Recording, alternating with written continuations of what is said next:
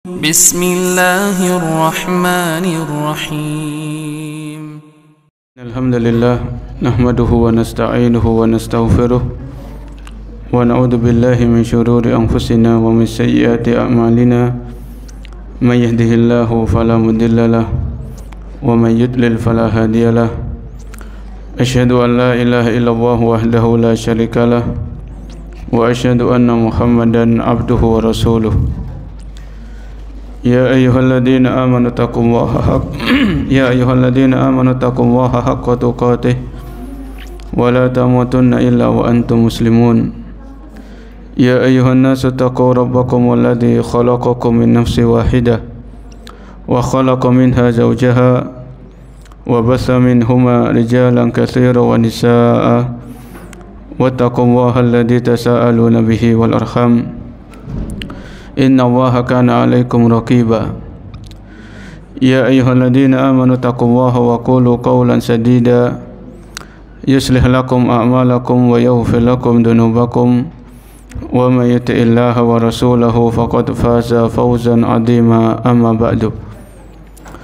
Fa inna asdaqal hadits kitabullah wa khairul huda hudan nabiyyi sallallahu alaihi wasallam wa syarrul umuri muhdatsatuha wa kullu muhdatsatin bid'ah wa kullu bid'atin dhalalah wa kullu dhalalatin finnar.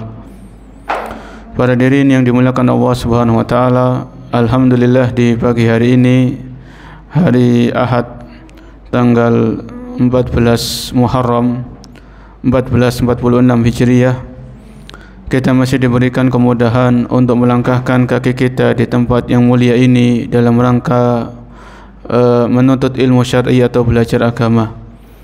Semoga Allah Subhanahu wa taala mengkaruniakan kepada kita ilmu yang bermanfaat sebagai bekal ketika kita menghadap Allah Subhanahu wa taala.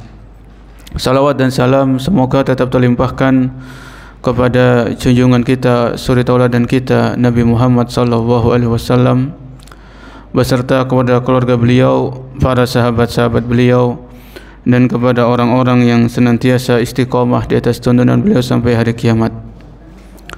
Para hadirin yang Allah muliakan, kita lanjutkan pembahasan kajian Ahad ketiga, yaitu kitab Al-Kabair atau kitab yang berjudul Dosa-dosa Besar. Sebuah kitab yang ditulis oleh Al-Imam Ad-Dhahabi rahimahullahu taala. Kita sampai di dosa besar yang ke-50 ya. Yang ke-50 yaitu adiyatul muslimina wa syatmuhum, larangan menyakiti kaum muslimin dan larangan mencaci maki mereka. Ya, larangan menyakiti kaum muslimin dan larangan mencaci maki mereka. Ini dosa besar yang ke-50 yang dibawakan oleh Al-Imam Ad-Dhahabi rahimahullahu taala. Di sini Al-Imam Ad-Dhahabi membawakan beberapa ayat dan hadis dari Nabi sallallahu alaihi wasallam. Di antaranya ayat yang beliau sampaikan yaitu di surat Al-Ahzab ayat ke-58, yaitu firman Allah Subhanahu wa taala, walladzina yu'dunal mu'minina wal mu'minati bi ghairi maktasabu faqad ihtamalu buhtanan wa ismam mubina. Dan orang-orang yang menyakiti orang-orang yang beriman laki-laki atau menyakiti orang-orang yang beriman yang perempuan bi ghairi maktasabu, tanpa kesalahan yang mereka lakukan, tanpa kesalahan yang mereka perbuat, faqad ihtamalu buhtanan wa ismam mubina, maka sungguh mereka telah memikul kebohongan dan dosa yang nyata. Jadi ayat ini mengajarkan kepada kita tentang diharamkannya menyakiti orang-orang yang beriman laki-laki ataupun yang beriman yang perempuan, mukmin dan mukminah. Yang menyakiti ini kan bisa menyakiti hati, menyakiti secara fisik, ya, atau hal-hal yang mengganggu misalnya. Karena tadi disebutkan walladzina yu'dzunal mu'minin, dan orang-orang yang menyakiti atau mengganggu, ya, mengganggu orang-orang yang beriman ataupun orang-orang yang beriman laki-laki dan perempuan, maka mereka, kata Allah, ihtamalu buhtana wa ismam mubina. Ya, jadi hati-hati dari ucapan kita, dari tulisan-tulisan kita, dari tindak tanduk kita, jangan sampai ada orang-orang itu yang merasa tersakiti atau merasa terganggu dengan ulah perbuatan kita. Karena kalau kita mengganggu orang, menyakiti orang, maka kita termasuk ancaman dalam ayat ini tadi, yaitu Al-Ahzab ke-58. Ya. Kemudian juga disebutkan oleh para ulama. Jadi begini, kita di dalam Islam itu diajarkan untuk menjaga, yang pertama menjaga darah, tidak boleh membunuh sembarangan, serampangan. Yang kedua, menjaga kehormatan, menjaga perasaan orang lain, ya. Kemudian menjaga harta. Jadi ini hal-hal yang ditetapkan di dalam Islam yang harus kita jaga. Menjaga nyawa orang lain, tidak boleh melakukan pembunuhan secara serampangan kecuali dengan alasan yang dibenarkan. Tidak juga boleh menyakiti hati atau perasaan orang lain atau menginjak-injak kehormatan orang lain, ya. Kemudian menjaga harta, ya. Ini perlu kita perhatikan. Karena disebutkan oleh, sebelum kita lanjutkan di ayat-ayat yang lain, disebutkan oleh seorang ulama namanya Sufyan As-Sauri. Beliau mengatakan, antal qawwa hasbisa baina dan ban fima bainana wa bainahu ahwanu alaika min antal qahu bidan bin wahidin fima bainaka wa bainal ibad. Yaitu di hari kiamat, kalau kita nanti berjumpa dengan Allah dengan membawa 70 dosa, itu lebih ringan daripada nanti di hari kiamat kita berjumpa dengan Allah tapi kita punya kezoliman kepada seorang hamba, walaupun hanya satu kezoliman. Saya ulangi ya. Jadi di hari kiamat, kata Sufyan As-Sauri, seandainya engkau berjumpa dengan Allah membawa dosa-dosa yang banyak, ya, itu lebih ringan, lebih mudah urusannya daripada di hari kiamat engkau membawa apa? Satu saja kezoliman kepada seorang muslim, seorang hamba. Ya, bukan berarti kita meremehkan dosa tetap dosa. Karena apa? Karena di dalam Al-Quran, di dalam hadis, kita mengenal Allah itu maha pengampun, ya. Jadi masih ada kesempatan kita mendapatkan ampunan dari Allah Subhanahu wa taala. Adapun kalau kita menzalimi orang, pada asalnya orang itu sulit untuk memberikan maaf, ya. Jadi pada asalnya seseorang itu kalau kita zalimi, mereka sulit memberikan apa? Maaf. Ya, oleh karena di hari kiamat kan mereka bisa menuntut kita. Karena di hari kiamat itu orang butuh pahala, butuh ganjaran. Setiap orang itu memikirkan nasibnya masing-masing. Ya, yauma yafirrul mar'u min akhi, yaitu ketika di kiamat seseorang lari dari siapa? Dari saudaranya. Wa ummihi wa abi, dari ibu dan bapaknya. Wa sahibatihi wa bani, dan dari istri dan anaknya. Jadi lari. Di antara tafsiran para ulama, kenapa seseorang itu lari bahkan dari keluarga terdekatnya, orang terdekatnya, ya, karena takut dituntut. Jadi misalnya seorang suami zalim kepada istrinya bisa nuntut nanti di hari kiamat, ya. Orang tua zalim kepada anaknya bisa menuntut kepada orang tuanya di hari kiamat. Maka di antara tafsiran para ulama, kenapa orang tua lari, ya, karena takut apa? Dituntut. Karena kezaliman tersebut. Ya, ini tadi ada kaitannya dengan pembahasan kita. Jangan sampai kita menzalimi orang lain, menyakiti hati orang lain, menyakiti perasaan orang lain, sehingga nanti itu akan merepotkan kita, khususnya di hari kiamat. Repot para jemaah. Ya, ruwet nanti malahan. Baik, kita lanjutkan di ayat yang lain yang disebutkan oleh Al-Imam Adz-Dzahabi. rahimahullahu taala, yaitu ayat di surat Al-Hujurat ayat 12. Allah Subhanahu wa taala berfirman, "Wala tajassasu wala yaghtab ba'dukum ba'da." Yang artinya janganlah kalian mencari-cari keburukan orang lain. Ya.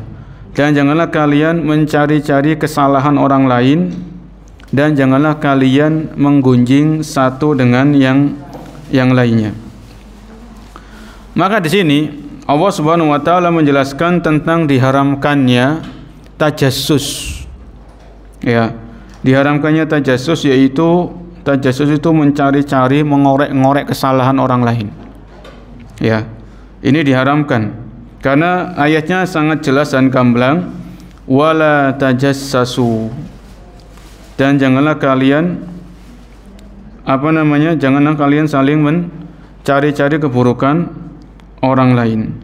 Ya, mencari-cari keburukan orang lain. Wala tajassasu. Misalnya kita enggak senang sama pihak lain, enggak senang sama orang lain, kemudian kita cari-cari kesalahannya. Kita buka akun-akunnya di media sosial, cari-cari untuk menjatuhkan orang tadi. Ini berbahaya. Ya. Justru kalau kita bisa, itu kita nggak usah tahu keburukan orang lain, wis gitu aja. Ya, itu lebih menenangkan diri kita, lebih menyelamatkan hati kita dan sebagainya. Jadi kalau ada orang, kamu tahu nggak apa ibu fulana itu begini, stop aja, stop. Ya. Jadi nggak usah, kita kalau bisa nggak usah tahu kesalahan orang lain, aib orang lain, apalagi cari-cari, kan begitu. Ya, di dalam Islam kita itu kalau bisa sudahlah, nggak usah ikutan privasi orang lain. Ya, sibuk dengan diri kita, ya tetap nasihat menasihati penting, amar ma'ruf nahi munkar tetap, ya dakwah tetap. Adapun kalau kita tahu keburukan orang lain dan sebagainya, ini akan mengotori hati kita, apalagi sampai mencari-cari kesalahan. Dan di dalam Islam itu balasan sesuai dengan perbuatan. Kalau kita suka mencari-cari kesalahan orang lain, maka Allah akan bongkar kesalahan-kesalahan kita. Walaupun kita di rumah, nggak kemana-mana, Allah akan bongkar. Ya, maka ini hati-hati, karena kalau kita membuka aibnya orang lain, mengorek-ngorek kesalahan, ini termasuk menyakiti hati orang tadi. Ya, menyakiti hati orang sebenarnya. Bisa jadi orang tersebut sudah taubat dari kesalahannya di masa yang lalu, di masa lampau dia sudah taubat, dia sudah berbenah diri, kemudian kita orek-orek lagi kesalahannya. Ini dilarang sama Allah Subhanahu wa taala. Ini surat Al-Hujurat, ya. Kemudian di surat Al-Hujurat juga nanti di ayat yang sebelumnya, ayat yang ke-11, ya ayyuhalladzina amanu la yaskhar qaumun min qaumin asa an yakunu khairan minhum. Nanti bisa, ini kan ayat 12-nya. Ayat yang ke-11, wahai orang-orang yang beriman, janganlah kalian merendahkan, melecehkan suatu kaum. Bisa jadi orang yang kita lecehkan, orang yang kita rendahkan itu mereka lebih baik di sisi Allah Subhanahu wa taala. Ya, la yaskhar qaumun min qaumin, janganlah suatu kaum itu mencela kaum yang lain. Asa ayyakunu khairan minhum. Bisa jadi pihak yang dicela itu lebih baik daripada pihak yang mencela. Ya. Terkadang orang itu kenapa mencela? Kenapa orang itu mencaci maki? Karena merasa dirinya lebih baik, lebih alim, pokoknya lebih lah. Biasanya seperti itu. Terkadang orang itu kenapa kok melecehkan, mencaci maki, menghina? Karena dia merasa lebih. Ya. Dan ini sudah dilarang sama Allah Subhanahu wa taala, yaskhar qaumun min qaumin. Janganlah orang itu mencela suatu kaum, mencela kaum yang lain, karena dengan mencela itu juga menyakiti hati. Kan ini pembahasan kita kan larangan menyakiti kaum muslimin. Ya. Larangan menyakiti kaum muslimin dan mencaci maki mereka dilarang. Ya, jadi hati-hati apalagi di musim-musim pemilu, ya. Ada yang bilang kecebong, bilang inilah. Akhirnya setelah selesai pemilu jadi temenan, kan gitu. Jadi berteman. Ya itulah namanya, itu padahal masalah dunia para jemaah. Hanya karena masalah dunia, jabatan, orang saling mencela padahal sama-sama muslim. Ya. Ini sangat disayangkan karena jauh dari agama. Jauh dari tuntunan Islam itu sendiri. Ya, karena masalah jabatan yang sepele, yang rendah, tapi sampai menghina, melecehkan. Ya entek amek kurang golek bahasa Jawanya. Ya entek amek kurang cik golek-golek sian. Untuk bahan untuk mencela, menjatuhkan. Taib, ini tadi ayat ke-12 dari surat Al-Hujurat. Kemudian Al-Imam Adz-Dzahabi membawakan ayat yang lain terkait pembahasan ini, yaitu di surat Al-Humazah ayat yang pertama, yaitu Allah Subhanahu wa taala berfirman, wailul likulli humazatil lumazah.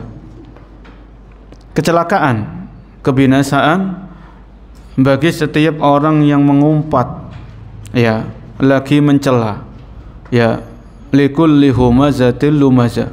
Humazah ini mengumpat, bisa dengan kata-kata, bisa dengan tulisan, bisa dengan perbuatan, bisa dengan sindiran, ya, atau dengan isyarat. Itu masuk ayat ini tadi.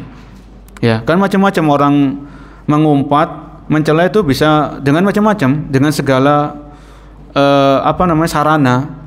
Ya, yang sering itu kan dengan kata-kata, atau mungkin sekarang zamannya media sosial dengan tulisan, ya, atau dengan video, atau dengan isyarat, ya, atau dengan kedipan mata dan sebagainya. Maka ini termasuk dilarang, karena Allah menjelaskan celakalah, binasalah orang-orang yang suka mencela dan mengumpat. Dan kalau kita perhatikan, ketika ayat itu dimulai wailul, itu kan di surat juz 30 kan ada dua. Yang sebelumnya itu wailul lil mutaffifin, celakalah orang-orang yang curang dalam timbangan. Ya, curang dalam timbangan ini zalim dalam masalah apa? Masalah harta. Ya, zalim dalam masalah harta itu bisa menjerumuskan seseorang dalam kebinasaan. Wailul lil mutaffifin. Ya, jadi zalim kan tadi dalam darah, kehormatan dan harta. Ya, jadi di sini Allah mengancam orang-orang yang curang. Curang di sini tuh bukan curang yang besar. Misalnya seseorang curang dalam timbangan, seharusnya timbangan itu 10 kilo, cuma dikasih 9,8 kilo. Jadi curang itu kan nggak mungkin. Kalau curangnya 1 kilo kan kelihatan ya. Beli 10 kilo kok dikasih 9 kilo kan kelihatan banget. Tapi curangnya itu halus. Ya, ini diancam. Yang curang yang sedikit gini aja sudah diancam sama Allah SWT, apalagi curang yang besar. Ya, ini karena itu mengandung kezaliman dalam masalah harta. Kalau ayat ini tadi wailul likulli humazatil lumazah, ini kezaliman dalam masalah kehormatan, dalam masalah perasaan. Ketika orang itu mencaci maki, menghina. Zaman kita ada istilah membuli. Ya, itu hati-hati dari istilah membuli itu. Ini termasuk mengumpat dan mencela. Ya. Kenapa? Karena begini ya. Kalau kita perhatikan, kita pernah belajar sirah nabawiyah. Ketika Nabi SAW itu dakwah di Mekah sebelum beliau hijrah ke Madinah, yang dilakukan oleh orang-orang musyrik untuk menggembos-gembosi dakwah tauhid, dakwah Islam yang disampaikan Nabi, mereka apa? Mencaci maki Nabi, kan begitu. Mencaci maki Nabi, menghina Nabi. Itu tujuannya apa? Untuk menjatuhkan mental. Misalnya kalau kita kalau ada pihak lain yang terus mencaci maki kita, menghina kita, ngata-ngatain kita, kira-kira hati kita down apa enggak? Kan down para jemaah. Kalau orang itu hatinya mentalnya sudah jatuh, kira-kira malas ngapa-ngapain.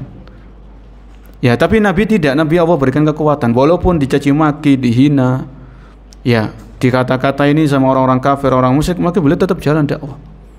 Maka dengan mencela, mencaci maki itu selain menyakitkan hati, bisa menjatuhkan mental. Sebagian anak ketika mereka di sekolah dibully sama teman-temannya, kan anaknya nggak mau sekolah itu. Nggak mau sekolah lagi anaknya, mau pindah. Ya, jadi ini bahaya mencaci maki seperti itu. Walaupun dengan candaan, hirauan, sendagurau, tetap bergurau kan ada etika-etikanya dalam Islam. Tidak boleh ketika bergurau kemudian melecehkan, menghina pihak lain. Ya, ini tadi ayat yang di surat Al-Humazah ayat pertama. Kemudian Al-Imam Adz-Dzahabi membawakan hadis. Setelah beliau membawakan ayat-ayatnya, maka beliau membawakan hadis-hadis Nabi SAW terkait pembahasan ini. Di antaranya yaitu Nabi SAW Beliau bersabda dalam riwayat Bukhari, "Inna syarran nasi manzilatan indallahi man wada'ahun nasu ittiqa'a fuhsyi." Sesungguhnya manusia yang paling buruk kedudukannya di sisi Allah pada hari kiamat adalah orang-orang yang ditinggalkan oleh manusia karena takut akan perbuatan kejinya atau kejahatannya. Ya. Jadi orang-orang ini ditinggalkan karena orang berbuat keji. Sebagian orang itu ada karena lisannya yang pedas, kata-katanya yang menyakitkan, kehadirannya itu enggak diharapkan. Wong iki mana kan gitu. Kehadirannya aja enggak diharapkan. Apalagi di hari kiamat nanti apa? Di hari kiamat orang ini adalah orang yang paling buruk kedudukannya. Karena orang itu ketika orang ini datang enggak merasa nyaman, yang lain tuh wah, karena dia terkenal dengan lisannya yang kasar, lisannya yang nyelekit, bahasa Jawanya itu nyelekit, pedes. Ya. Jadi kita juga perlu introspeksi diri dalam ini, jangan kita lihat orang lain ya. Ya. Bisa jadi misalnya kita di kantor atau di perusahaan di mana kok orang satu kantor memusuhi orang ini sepakat, maka berarti orangnya ada masalah. Ya, mungkin masalah akhlaknya, masalah adabnya, masalah lisannya mungkin. Karena nggak mungkin orang itu sepakat kok satu ini sendirian, kecuali orang ini memang bermasalah. Ya, dia bermasalah. Ini tadi ya, hati-hati jangan sampai di hari kiamat kita mendapatkan kedudukan yang paling rendah, paling buruk disebabkan karena orang-orang itu tidak merasa betah dengan keberadaan kita, disebabkan karena ulah-ulah kita sendiri. Ya. Kemudian Nabi SAW juga bersabda, "Innallaha yubghidul fahisha al-badi." Sesungguhnya Allah Subhanahu wa taala murka kepada orang yang berbuat keji dan gemar berkata-kata yang kotor, yang berkata-kata yang kasar. Ya, ini kembali kepada lisan ya. Innallaha yubghidul fahishal badi.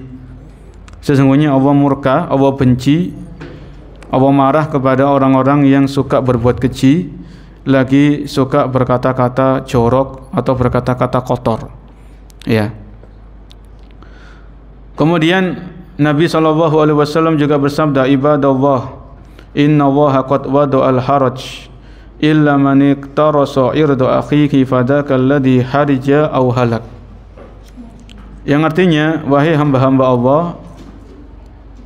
sesungguhnya Allah telah menghilangkan kesusahan kecuali bagi orang-orang yang sengaja mengganggu kehormatan saudaranya, maka itulah orang-orang yang susah dan orang-orang yang binasa. Ya. Ini di hari kiamat itu nanti orang-orang yang celaka, orang yang binasa adalah orang-orang yang suka mengganggu kehormatan saudaranya, ya, mengganggu kehormatan saudaranya. Apalagi yang diganggu kehormatannya orang yang berilmu, ya, orang ahli ilmu. Maka ini lebih besar lagi, karena orang yang berilmu dia punya murid, dia punya pengikut misalnya. Kalau yang orang yang ahli ilmu dicela, dicaci maki, maka orang ini akan dipertanyakan tentang keilmuannya misalnya. Kemudian Nabi SAW juga bersabda, "Kullul muslimi 'alal muslimi haramun." Setiap muslim terhadap muslim yang lain itu diharamkan, yaitu irduhu wa maluhu wa damuhu. Ini yang sebagaimana yang kita sebutkan di awal. Setiap muslim terhadap muslim yang lain itu diharamkan 3 hal, yaitu irduhu, kehormatannya, ya, kehormatannya, ya, privasinya. Kemudian wa maluhu, dan hartanya, wa damuhu, dan darah. Ini ingat 3 hal ini, ya, kehormatan, kemudian harta dan darah. Dan ini di zaman kita sering ini sudah terjadi banyak pelanggaran dalam 3 hal ini. Dari segi kehormatan, ya, banyak orang dengan gampang mencelah, mencaci maki, menghina, meremehkan. Ini sudah banyak. Di media sosial itu menjadi saksinya. Ya. Salah sedikit yang mencela langsung ribuan misalnya. Ya, netizen dan sebagainya. Ya, mungkin kesalahan yang tidak disengaja, Karena kekeliruan wajar, orang manusia biasa kan rawan jatuh dalam perbuatan salah dan dosa. Ya. Kemudian dalam masalah harta. Harta ini juga hati-hati. Kalau kita punya hutang, segera kita lunasi. Ya, karena kalau kita mampu melunasi hutang, kemudian kita tunda-tunda, itu kezaliman. Nabi mengatakan matlul ghaniyyi dzulmun. Menunda-nunda melunasi hutang bagi orang yang mampu melunasi itu adalah kezaliman. Ya. Wah, nanti aja dia enggak butuh aja, belum butuh, nanti aja. Ya, ini zalim ini. Jadi kalau kita mampu sudah kita lunasi aja. Sebelum deadline-nya kita lunasi enggak masalah. Itu lebih baik. Ya. Kemudian dalam masalah darah, Nabi mengatakan sallallahu alaihi wasallam at-taqwa hahuna. Ketakwaan itu sumbernya di hati. Ya. Ketakwaan itu sumbernya di hati. Jadi kalau hati kita bertakwa, insya Allah anggota tubuh yang lain akan ikut bertakwa. Hati ini kalau bertakwa, lisan itu bertakwa, tangan ikut bertakwa, mata, telinga, kaki, ya itu semuanya akan bertakwa. Karena memang hati ini raja, hati ini pimpinannya. Karena Nabi disebutkan kan, kalau hati baik, yang lain akan ikut baik. Kalau hatinya masalah, penyakitan, yang lain akan ikut bermasalah. Makanya Nabi menyebutkan at-taqwa hahuna. Takwa itu sumbernya di hati.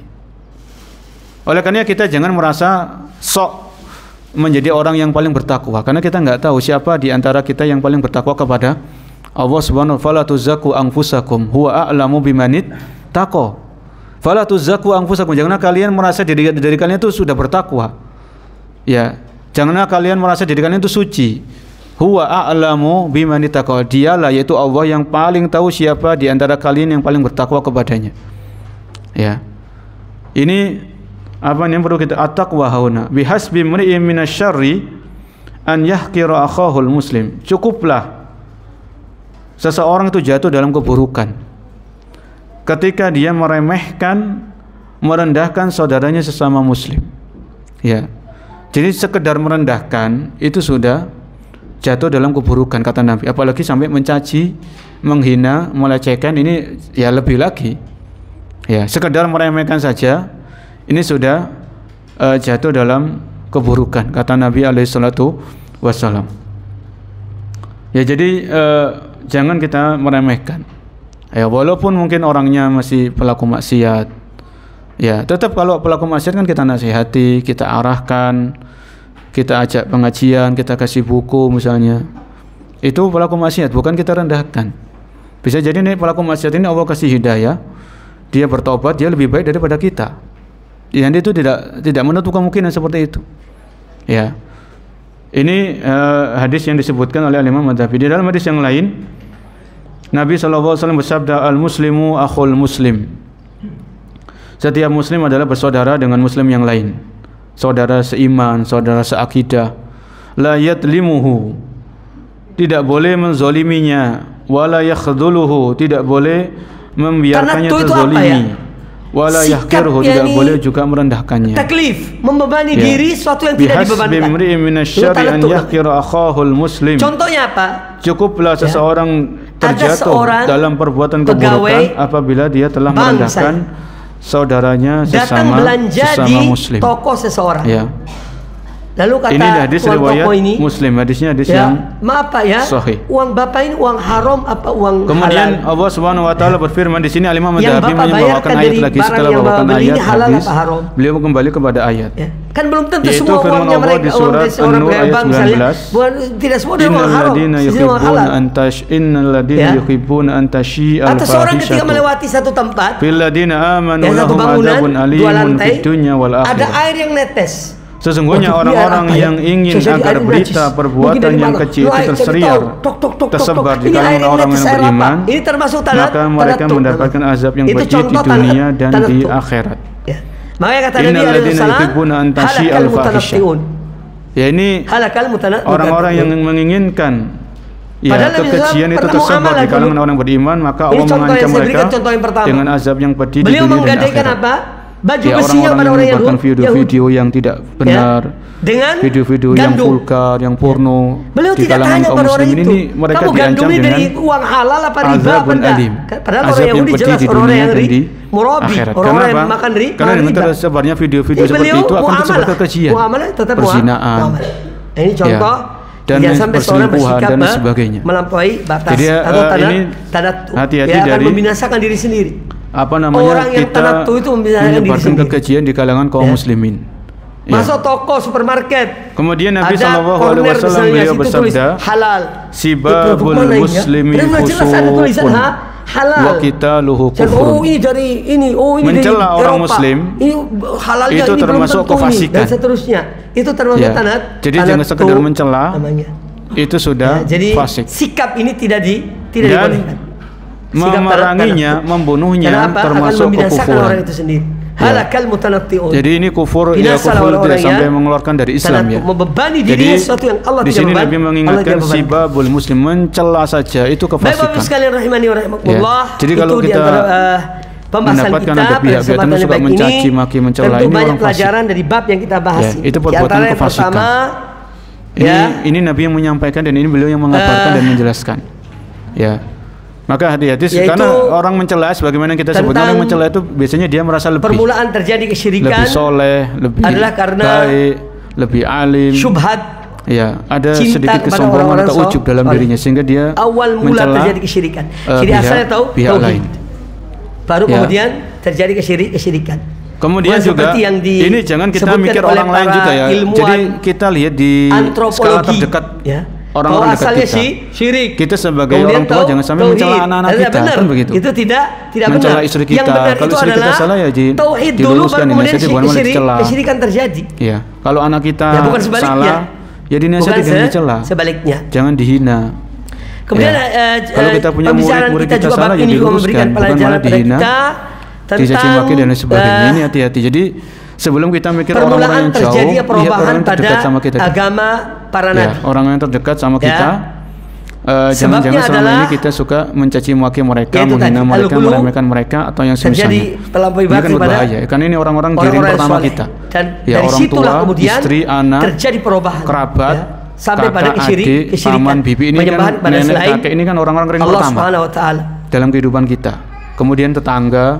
Kemudian juga bahwa kemudian Imam Madhabi membawakan hadis, yaitu Nabi SAW bersabda, ini riwayat Muslim, ya, la yadkhul jannata man la ya'manu jaruhu bawa'iqahu, hal-hal baru dalam agama. Surga orang yang mana tetangganya tidak mendapatkan rasa aman dari keburukannya. Para anbiya, para rasul ada agama tauhid. Jadi tetangganya itu enggak merasa nyaman hal-hal baru dengan tetangga sebelahnya. Bisa jadi menjerumuskan karena tetangga sebelahnya suka bikin ulah. Jadi bahaya suka bikin onar. Juga termasuk yang akan merusak agama Allah dan Rasulnya Sallallahu Alaihi Wasallam, atau merubah agama Allah dan agama Rasulnya. Mungkin ada tanamannya itu yang sampai di rumah sebelah, ini juga ganggu. Anak-anaknya berisik sampai ganggu tetangga sebelah. Ini juga sebagian rumah itu kan namanya kan dempet-dempet ya. Jadi kalau di sini berisik itu sudah satu generasi pada generasi berikutnya. Yang sebelah itu sudah terasa terganggu sekali. Ya beda lagi kalau rumahnya mungkin agak senggang-senggang di perumahannya, mungkin itu setelah menjelang tapi kalau rumahnya sudah di kampung-kampung biasa itu kan dempet-dempet. Mereka membuat gambar atau mereka cinta pada orang soleh. Kemudian mereka membuat gambar atau patung orang soleh itu. Kemudian mereka duduk di dekat gambar-gambar orang soleh itu. Orang yang tetangganya tidak merasa aman dari keburukannya. Meninggalnya generasi hilangnya ilmu, maka kalau orang itu masih punya iman, dia bertauhid, ini juga termasuk dia akan tetap ada kesempatan masuk surga. Tapi mungkin dia dia mampir dulu ke neraka karena dosa-dosanya. Serta merta tidak, tapi bertahap. Di dalam riwayat Bukhari dan Muslim, Nabi SAW juga bersabda, berikutnya semakin berkurang kebaikan itu. Sama dengan umat ini. Generasi terbaik 3 generasi pertama. Yang paling baik para sahabat. Demi Allah tidaklah beriman. Kemudian tabi'in dan Nabi seterusnya. sampai bersumpah 3 kali. Dan semakin jauh dari kenabian, beliau bersumpah, beliau pasti jujur. Maka semakin jauh beliau dari pasti benar apa yang beliau sampaikan. Ini saking pentingnya perkara ini.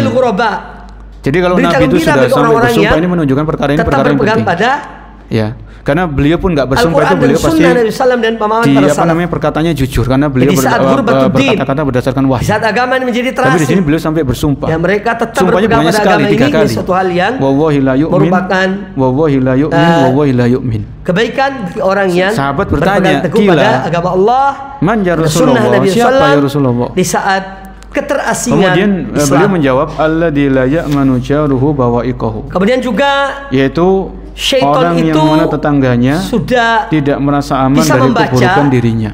Apa yang terjadi di sini dengan adanya bid'ah-bid'ah itu? Nabi SAW mengingatkan akan hak tetangga. Hak tetangga atau kewajiban kita kepada tetangga. Dari kecil menjadi jangan sampai dari kita kecil itu berbuat buruk kepada tetangga kita. Ya. Misalnya kalau kita nggak bisa ngasih sama dengan bid'ah Khawarij, ngasih makanan, ngasih hadiah kepada tetangga, minimal kan kita nggak ganggu tetangga, kan begitu. Kepemimpinan. Jadi kalau kita belum ngasih, bisa ngasih, berbagi hadiah, berbagi makanan, berbagi rezeki sampai kepada tetangga, minimal kita darah tidak mengganggu tetangga kita. Yang punya motor, jadi berbahaya. Ya, yang punya mobil jangan parkir di depan rumah tetangga, kan begitu. Tetangga mau keluar aja sulit.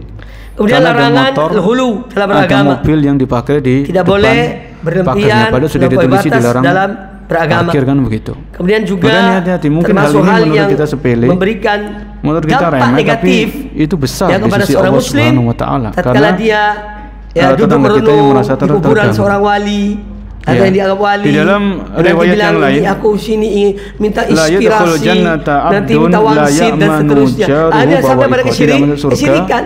Seorang hamba yang mana tetangganya tidak merasa aman dari keburukan dirinya. Orang baik, orang taat. Kemudian dalam riwayat yang lain, tenang ya sini. Nabi SAW bersabda, "Man kana yu'minu billahi wal yawmil akhir fala yu'jarahu."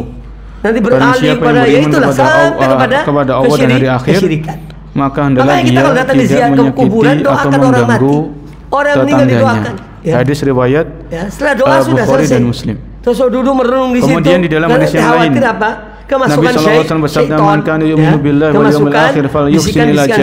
syaitan. Barang siapa yang beriman kepada Allah dan hari akhir, maka hendaklah dia bersikap baik kepada tetangganya. Jadi ini hadis tentang tetangga yang bisa menjerumuskan kepada kesyirikan. Kalau terjadi apa-apa, dan banyak pelajaran-pelajaran yang diambil dari setelah pertolongan dari Allah, apalagi kita merantau, kemudian juga larangan kita nggak ada keluarga, batas terhadap kira-kira yang menolong kita siapa? Dalam memuji beliau, dalam menyanjung beliau, tidak boleh berlebihan. Kemudian yang menggerakkan batasnya. Hati-hati kita kan diperintahkan Allah sholawat SWT, kepada beliau. Kita. Ya, jadi kalau kita sudah merantau, kemudian kita jauh dari sanak kerabat, kemudian jauh bahaya, dari family, tanatuk, ya, kemudian sikap yang saya sebutkan tadi, taklif, membebani diri sesuatu yang tidak dibebankan. Jangankan kenal, nggak kenal. Biasanya ada sebagian orang itu sibuk dengan urusan sendiri, sampai tetangganya nggak kenal.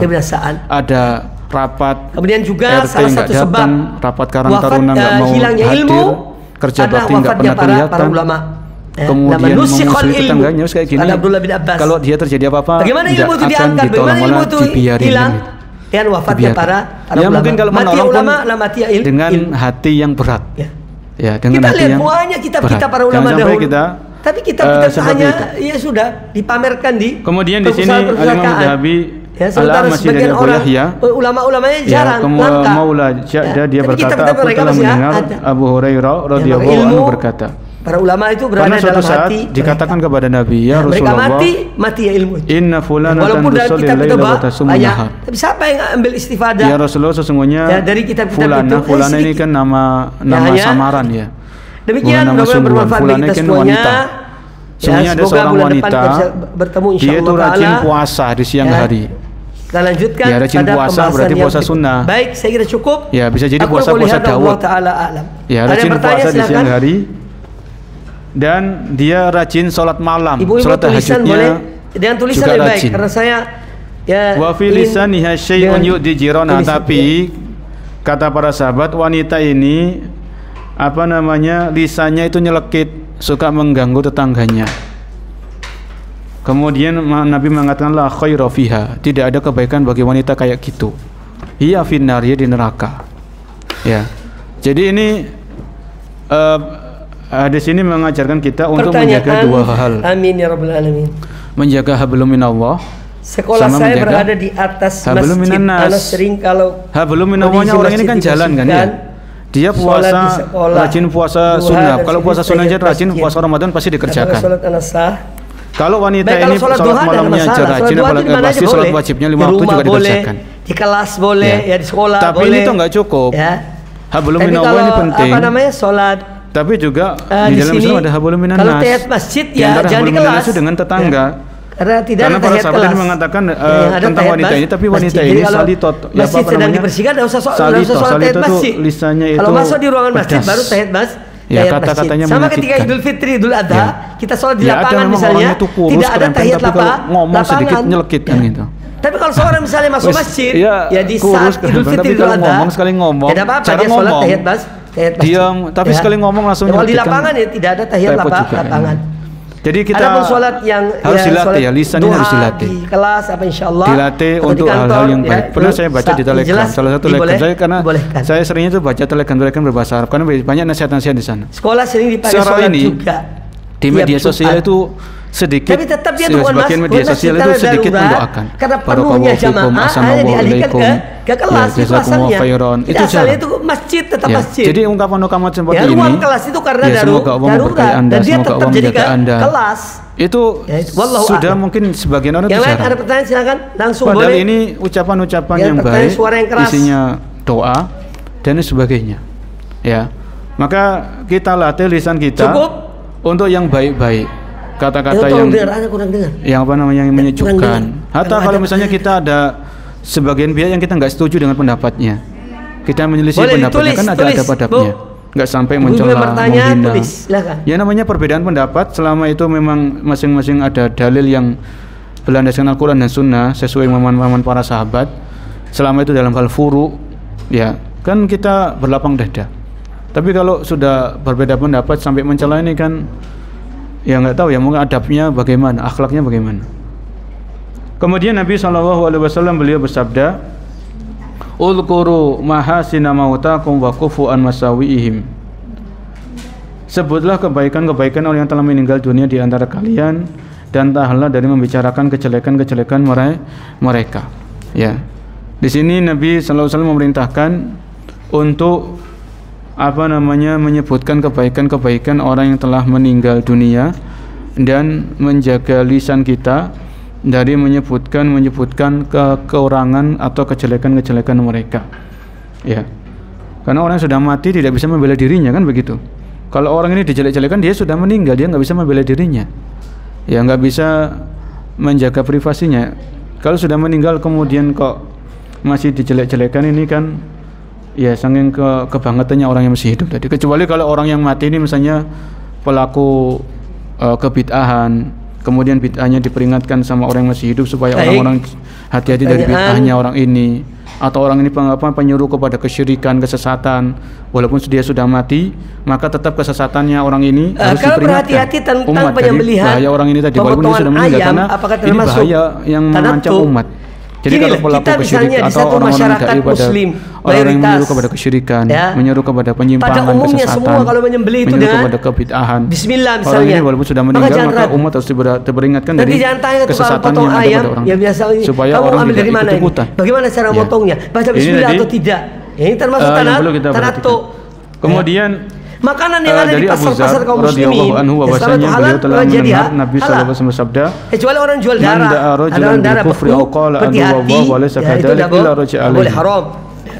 Kalau itu masyarakat siapa yang memanggil saudaranya dengan sebutan wahai kafir, tidak ada keraguan, ya kita jangan atau mengatakan wahai musuh Allah, padahal kenyataannya tidak demikian. Kecuali kita datang di satu tempat minoritas, pasti perkataannya akan kembali kepada orang yang mengatakan tadi. Lebih hati-hati. Ini hati-hati juga dari lisan menyebut orang itu wahai kafir, padahal orang itu tidak kafir. Ya, mayoritas kaum muslimin, padahal orang itu bukan musuhnya Allah Subhanahu wa taala. Itu kaum muslimin yang jual beli dan seterusnya. Bukan demikian, maka hal itu kembali kepada orang yang mengetahui tadi. Ya. Kemudian dari Sofwan bin Amr, dari Rashid bin Sa'ad bagaimana jika kita mau sedekah? Dari Anas beliau berkata, Rasulullah SAW bersabda, lama urija bi maratu bi qaumin lahum akfarun min nukhasin atau bukan yakhmishuna wujuhahum. Pada malam ketika aku diperjalankan, yaitu ketika peristiwa itu Isra dan Mi'raj, kata Nabi, Aku melewati sebuah kaum lahum atfa, yang mereka punya kuku-kuku dari tembakau. Ya. Jangan kamu berteman dekat kecuali orang beriman, dan jangan makan makanan kecuali orang bertakwa. Wasudurahum, dan mereka mencakar dada-dadanya, kata Nabi. Fakultu, maka aku bertanya kepada Jibril, wahai Jibril, man haula, siapa mereka ini? Dia sebetulnya. Jadi orang kukunya panjang dari tembakau, dengan kukunya itu dia mencakar wajah dan dadanya. Tidak halal. Maka Nabi, maka Jibril menjawab, atau bisa alladzina ya'kuluna luhuman nas.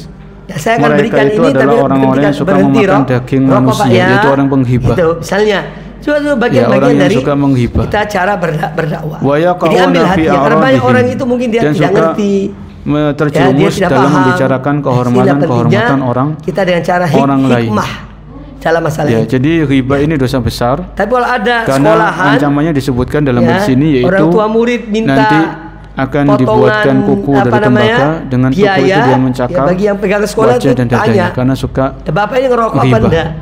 Ketika di dunia. Kalau ngerokok kok bisa beli rokok? Bisa beli rokok, tapi bayar uang sekolah tidak bisa. Ngegosip dan lain sebagainya. Itu tidak usah dikasih potongan. Nabi sallallahu alaihi wasallam bersabda, "Inna minal kabairi syatmur sekolah tapi tidak bisa." Termasuk dosa-dosa besar adalah ketika orang mencaci kedua orang tuanya. Seperti ini bisa kita dakwai, bisa kita ya Rasulullah, wallahu taala. Para sahabat terheran-heran. Wa hal yashtumur rajula walidayhi, apakah ada seorang anak mencaci maki kedua orang tuanya? Jadi di zaman itu pertanyaan berikutnya. Kebayang gitu, Assalamualaikum warahmatullahi wabarakatuh. Di zamannya para sahabat itu nggak kebayang ada seorang anak ngilokno wong tuane, kan nggak kebayang. Jika kita bertamu makanya mereka bertanya-tanya, apakah ada sholat, seorang anak mencaci maki orang tuanya? Kalau zaman kita kan ada, kan sudah ada. Apakah boleh kita sholat di tempat tersebut? Tapi zaman sahabat nggak ada, seperti itu nggak terbayang di benak mereka ada seorang anak mencaci maki orang tuanya, nggak terbayang di benak mereka. Makanya mereka bertanya. Kalau ada ruangan yang tidak ada gambarnya, maka Nabi ngasih jawaban, qala na'am. Cari yang tidak ada gambarnya. Yasubbu abar rajuli fayasubbu abahu wa yasubbu ummahu fayasubbu ummahu fayasubbu ummahu.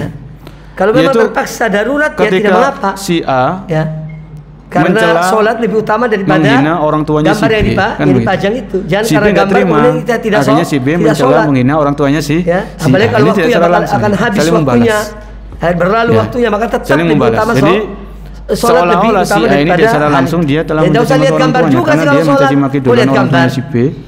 Sholat itu lihat tempat sujud, dia mengolok-olok gantian orang tuanya. Jangan lihat gambar berbayang-bayang macam-macam. Yang dijelaskan oleh Nabi sallallahu alaihi wasallam, hadisnya riwayat Bukhari dan Muslim. Adapun di zaman kita mungkin kita dapatkan seorang anak itu sendiri sudah jelas-jelasan dan terang-terangan mencaci maki kedua orang tuanya, durhaka kepada orang tuanya. Ini sudah terjadi di zaman kita. Saya mengajar di sebuah sekolah, di sana ada budaya ulang tahun. Kemudian ini hadis yang berikutnya mirip dengan hadis yang sebelumnya tadi. Inna min akbaril kabair. Tidak boleh karena meniru orang walidayhi. Ada yang japri saya. Dosa besar yang paling besar adalah ketika seseorang melaknat kedua orang tuanya. Dan kue ulang tahun. Gila, para sahabat bertanya, Rasulullah fa kaifa yal'anu rajul walidayhi? Tapi bagaimana seseorang itu bisa melaknat kedua orang tuanya? Ulang tahun. Maka Nabi menjawab, itu sebetulnya kita tidak usah tanggapi kalau ada ini, apalagi orang ketika umum dia mencela kadang masih mempunyai pemahaman dari orang lain, kemudian orang lain itu mencela orang tua, orang yang mencela tadi, fayasubbu ummahu fayasubbu ummahu, juga tidak mendoakan semoga umur panjang. Kalau dulu kita masih ingat di zaman kita masih kecil kan ilo-iloan bapak biasanya kan. Ini masih kecil dulu kita. Apalagi kalau sudah besar ya jangan diulangi kan gitu ya. Jadi dalam zaman dulu kita kecil itu kita cari tahu nama orang tua ini siapa kan, ini di lokno biasanya gitu. Itu dulu, tapi sekarang kita sudah tahu. Walaupun tidak tidak menyalakan lilin. Kemudian Nabi sallallahu alaihi wasallam beliau bersabda, tidak tiup lilin, tidak ada kue ulang tahun. Apakah itu juga termasuk merayakan ulang tahun? Jelas dong, dia jelaskan. Ini hari ini ulang tahun. Tidaklah seorang itu menuding orang lain dengan tuduhan kefasikan atau kekufuran, melainkan pasti tuduhan itu kembali kepada dirinya. Jika orang itu tidak demikian adanya.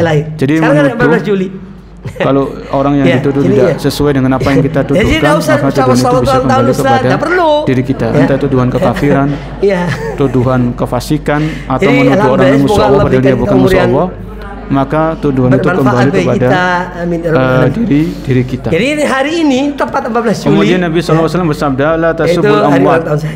Tapi pernah diingat pun tidak. Cuma kebetulan itu janganlah kalian mencaci orang yang telah meninggal dunia. 59 hari ini. Karena telah mereka mendapatkan balasan sesuai dengan apa yang mereka kerjakan. Hadis riwayat. Jadi apa itu termasuk karena diumumkan. Walaupun tidak hanya tasyakuran. Janganlah kalian mencaci orang-orang yang telah meninggal dunia. Syukur itu setiap saat. Maka bersyukur pada Allah Taala. Kalau kita dilarang mencaci orang yang telah meninggal dunia, tugas kita itu adalah mendoakan. Anda jadi bisa jawab mendoakan saudara-saudara kita yang telah mendahului kita. Mengucapkan selamat. Karena inilah yang diajarkan oleh Allah dalam Al-Quran. Di dalam surat Al-Hasyr, walladzina ja'u min ba'dihim. Ya, kemudian Allah sebutkan wa rabbana ighfir lana wal ikhwanina alladziina sabaquna bil iman. Gitu aja sambil Rabbana ighfir lana, ya Allah ampunilah dosa-dosa kami. Maaf aku tidak bermadhab ulang tahun. Rabbana ighfir lana wal ikhwanina alladziina sabaquna bil iman. Dan ampunilah dosa saudara-saudara kami yang mereka telah mendahului kami meninggal dunia dalam keadaan beriman. Jadi ini doanya orang yang masih hidup kepada saudara-saudara yang sudah meninggal dunia, yang telah mendahului kita, yang mereka meninggal dalam keadaan Islam, bulan depan mereka meninggal dalam keadaan iman. Itu kita doakan, bukan malah kita mencaci maki mereka, mencaci maki mereka, menyari-nyari kesalahan mereka dan lain sebagainya. Fa innahum qad afdau ila ma qaddam. Karena mereka telah mendapatkan balasan sesuai dengan apa yang mereka kerjakan. Maksudnya mereka di alam kubur, kan ada nikmat kubur, ada azab kubur. Ya. Ini jadi dosa besar yang ke-50. Kemudian di sini ada perkataan yang sangat bagus yang disebutkan oleh yaitu Al-Imam Adz-Dzahabi dalam Syiar Alam An-Nubala. Ya. Yaitu ucapan yang dari Abdullah bin Umar.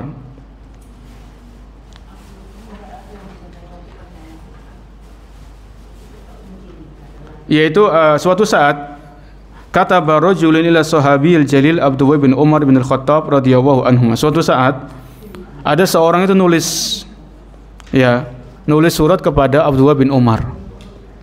Isinya surat itu, uktub ilayya bil ilmi kullahu.